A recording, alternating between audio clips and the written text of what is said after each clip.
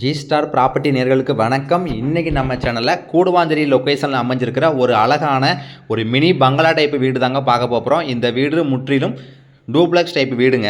இந்த வீடு எந்த இடத்துல எக்ஸாக்டாக லொக்கேட்டாக இருக்குது அப்படின்னா, நம்ம கூடுவாஞ்சேரி பஸ் ஸ்டாண்ட்லேருந்து 1 கிலோமீட்டர் தூரத்துலையும் கூடுவாஞ்சேரி டு நெல்லிக்குப்பம் போகிற ரோட்டில் இருந்து ஒரு 100 மீட்டர் தூரத்தில் தான் நம்ம இன்றைக்கி பார்க்க போகிற வீடு அமைஞ்சிருக்குதுங்க.